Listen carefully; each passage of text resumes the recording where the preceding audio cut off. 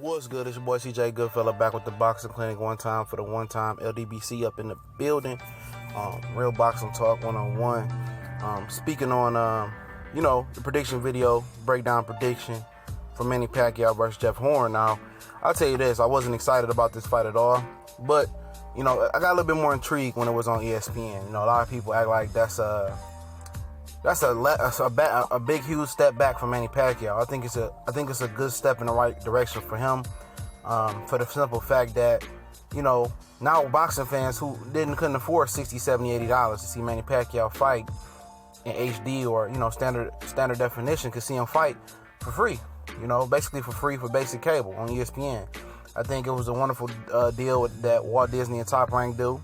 I'm not a hypocrite at all. When Al Heyman took boxing to free TV and basic cable, I gave him props. I'm doing the same thing with Bob Arum. Even though him and HBO are at odds, and HBO did want to buy this fight and put this fight on, but Bob Arum chose to take it to the ESPN. He's tired of HBO trying to play matchmaker and pick and choose who they want to fight with. So now we got this gift. I think it's a gift. And the day before Friday, you got Robert Easton Jr. fighting versus the Dennis Juvenile guy. I can't pronounce his last name. Who beat Jamal Herring into another Ohio guy. Who beat him into submission, made him quit, or not quit, but he couldn't go on anymore. But I'll tell you this, I just watched some tape on Jeff Horn for the first time. Like I said, I wasn't looking forward to this fight at all. And I watched Jeff Horn. I was very impressed. He's a hell of a fighter under the circumstances which he's in. For the simple fact that he turned pro in 2013. So January 2013. So he's been pro a little bit over 4 years. And I'm impressed with his skill set. I'm impressed for the simple fact, I posted this early on Facebook and people started laughing, but I'm impressed. As far, only been pro for 4 years, and he's a very well coordinated fighter, and he's a real awkward fighter. So he does possess some issues for Pacquiao, especially if there's any side of age, or is whatever's going on with him. If he's not focused, if he's not taking him serious. If you don't know, this is the biggest fight in Australian boxing history, so it does make some type of sense.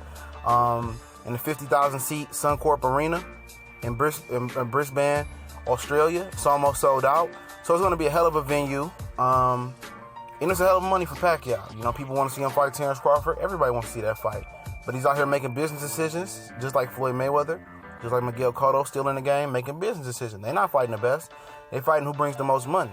So if you're going to talk down on Manny Pacquiao, you have to talk down on the rest of them. The old heads that's still in the game, that's stealing money.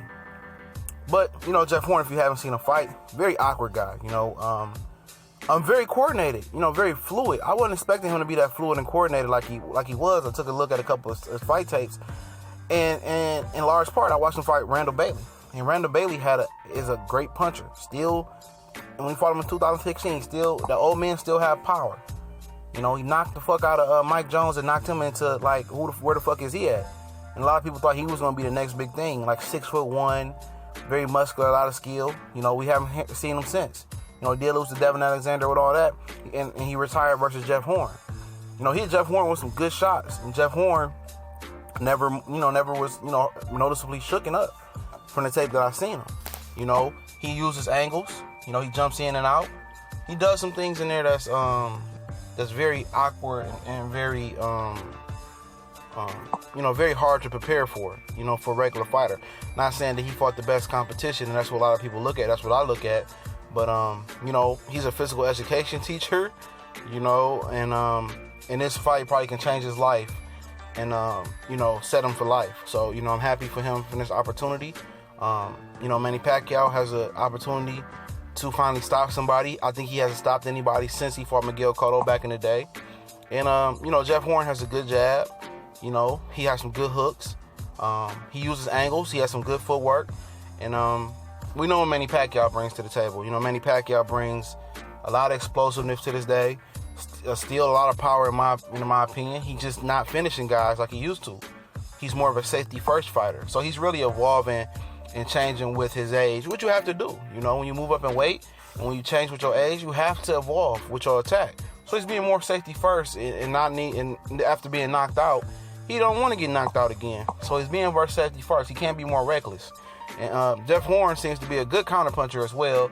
So that's something to look out for. Now, the thing that's troubling me is that he's really putting a lot of stock, Jeff Horn, into landing that, that Marquez right hand. You can practice that punch all you want, but that's a punch that takes precision, accuracy, and timing, and you have to be a master counterpuncher. And I don't think he's a master counterpuncher.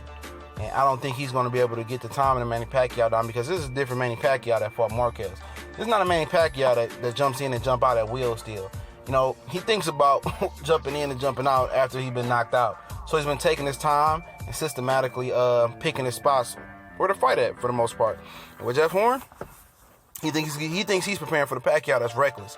And that Pacquiao could show up, not showing any respect for Jeff Horn as a fighter. And, Freddie Roach really pushing for him to get the knockouts to really attract a big pay-per-view type fight in the fall. So, that Pacquiao could show up, the reckless Pacquiao. But I don't think the reckless Pacquiao is going to show up.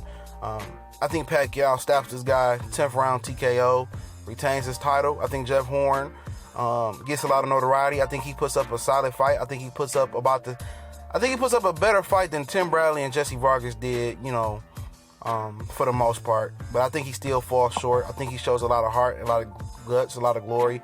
But I think Pacquiao, outclasses him in 10th round. I think he's on par about the Jesse Vargas fight. But